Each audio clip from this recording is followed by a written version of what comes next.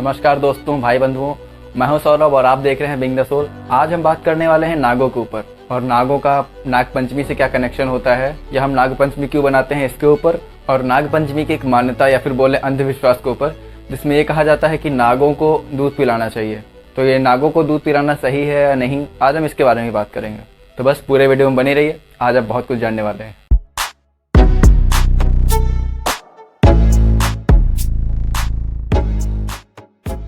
तो अगर बात करें पौराणिक काल या वैदिक काल की, तो उस समय नागों का हमारे समाज में, हमारे धर्म में बहुत महत्व होता था। ये नाग सृष्टि के संचालन और संतुलन में ईश्वर के सहायक होते थे। लेकिन समय बीतने के साथ साथ इनकी महत्वता कम होती गई और इनके अस्तित्व को भी नकार दिया गया। कुछ बुद्धिजीवी लोग जो खुद को पुराण वेदता या फिर वेदों के बहुत बड़े ज्ञाता खुद को मानते हैं, वो पुराणों की ही बातों को नहीं मानते हैं, जिनमें ये लिखा है कि नागों की भी कभी वंशावली हुआ करती थी। ऐसे प्रदेश स्थान होते थे जहाँ केवल नागों का निवास स्थान होता था और नाग लोग जैसे स्थान हुआ करते थे। तो यहाँ पर कहीं ना कहीं उनकी बात ये सही भी है कि हम आखिर क्यों माने, क्योंकि हमारे सामने तो अब ना नागलोक है, ना ऐसे कोई नाग हैं जो रूप बदल सकते हैं, जो बहुत शक्तिशाली हैं। क्योंकि शास्त्रों में जिनका वर्णन है वो तो हमको आज तक दिखाई नहीं दिए कभी, और ना ही वैसी कभी जगह हमको दिखाई दी।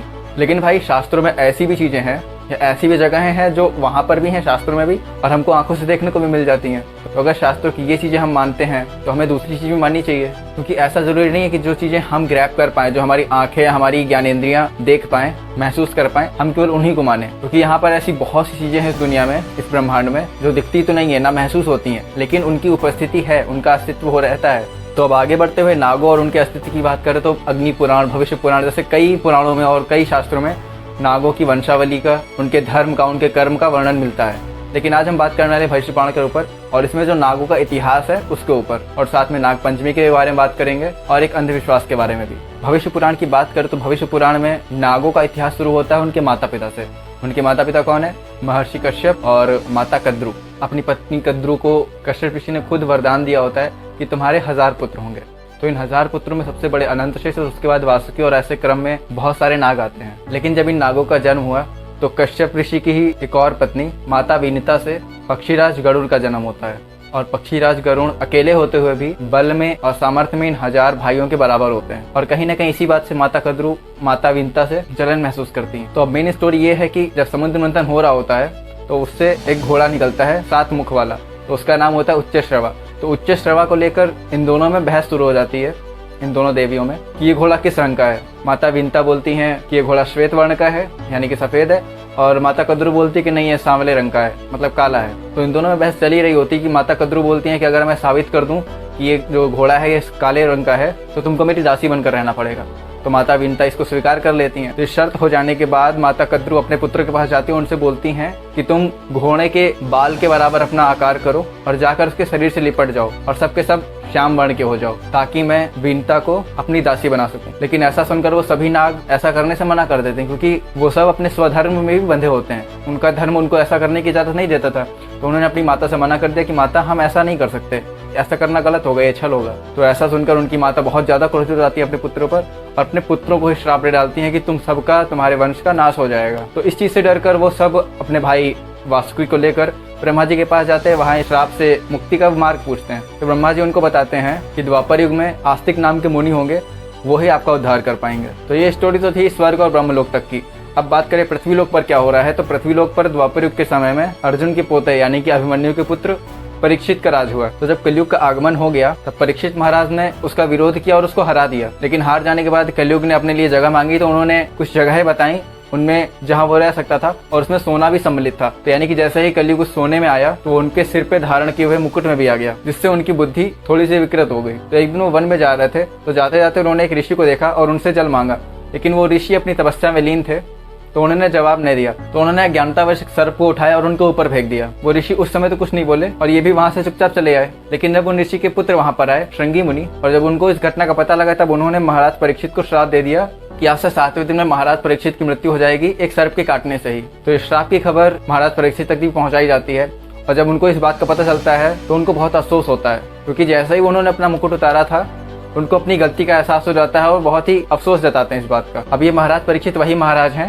जिन्होंने एक युद्ध में सभी नागों को पराजित किया होता है। तो नाग भी इनसे बदला लेने की फिराक में रहते हैं, और जब श्रृंगी ऋषि उनको ये श्राप दे देते हैं तब तक्षक नाग को मौका मिल जाता है ये बदला लेने का। तो जब 7वां दिन आता है तो तक्षक नाग आता है और महाराज परीक्षित को अपने विष के द्वारा समाप्त कर देता है। लेकिन जब ये बात महाराज परीक्षित के पुत्र को पता चलती है, यानी कि अर्जुन के पर पोते को, तब वो बहुत ज्यादा क्रोधित हो जाते हैं। तो परीक्षित के जो पुत्र हैं जनमेजय, वो एक यज्ञ करते हैं और उस यज्ञ में वो सभी नागों की बलि देते हैं, सभी नागों की आहुति देते हैं। तो जब महाराज परीक्षित के पुत्र जनमेजय यज्ञ कर रहे होते हैं तो वो वैसे तो बहुत क्रोध में रहते हैं। उस समय सारे संसार के, सारे ब्रह्मांड के जितने भी नाग होते हैं वो ऊपर से उस यज्ञ कुंड में गिर रहे होते हैं और उनकी मृत्यु हो रही होती थी। लेकिन ब्रह्मा जी के आशीर्वाद से ही उस समय वहां पर आस्तिक मुनि आ जाते हैं और आस्तिक मुनि जनमेजय को समझा बुझाकर शांत करते हैं और उस यज्ञ को रोकते हैं। तो इस तरह जाकर बचे हुए नागों का कल्याण हो पाता है। लेकिन बहुत से नाग जो होते हैं वो अधमरे हो जाते हैं, उनके शरीर पर घाव हो जाते हैं, पूरे शरीर उनका जल जाता है। तो इसी जलन को शांत करने के लिए आस्तिक मुनि उनके शरीर को दूध से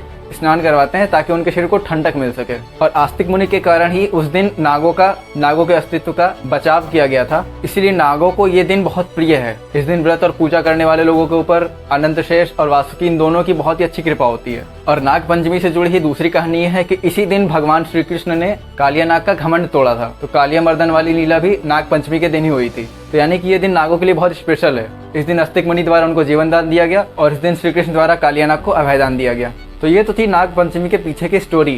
लेकिन अब अगर बात करें कि नाग पंचमी पर नागों को क्या दूध पिलाना चाहिए कि नहीं पिलाना चाहिए, तो ऑब्वियसली दूध नहीं पिलाना चाहिए, क्योंकि हमारे शास्त्र भी ऐसा कहीं नहीं बताते हैं, ना ही किसी पूजा में ऐसा विधान है जहाँ पर कोई विधि बताई गई हो उसमें नागों को दूध पिलाना है ये कहा गया है। लेकिन जनमेजय के द्वारा किए गए यज्ञ की कथा के अनुसार ही हाँ ये रीत है कि इस दिन नागों को दूध से स्नान कराया जाता है, ना कि उनको दूध पिलाया जाता है। क्योंकि असल में नाग स्वयं से दूध नहीं पीता है, वो नाग एक मांसाहारी जीव है। तो जो लोग नागों को दूध पिलाते हैं, जो सपेरे या फिर जो लोग नागों को पकड़ के रखते हैं दूध पिलाने के लिए, वो असल में उनको 10 से 15 दिन तक भूखा रखते हैं। और ऐसे भूखे सांप के सामने जब आप कुछ भी चीज लाएंगे तो उसको पिएगा ही, और वो जो नाग होता है उस दूध को जल समझकर पीता है। लेकिन वो जो दूध होता है उसके लिए पूरा पूरा विष का काम करता है। जैसे हमारे पेट में एसिड होता है खाने को पचाने के लिए, वैसे इन सांपों के पेट में भी एसिड होता है, और वो एसिड हमारे एसिड से ज्यादा खतरनाक होता है। और काफी समय तक भूखे रहने के कारण इन सांपों के पेट में घाव उत्पन्न हो जाते हैं, और इनके द्वारा जब दूध पिया जाता है तो वो घाव और खतरनाक हो जाते हैं। उन घावों से पस और खून निकलने लगता है और आने वाले 10-15 दिनों में ही इनकी मृत्यु हो जाती है।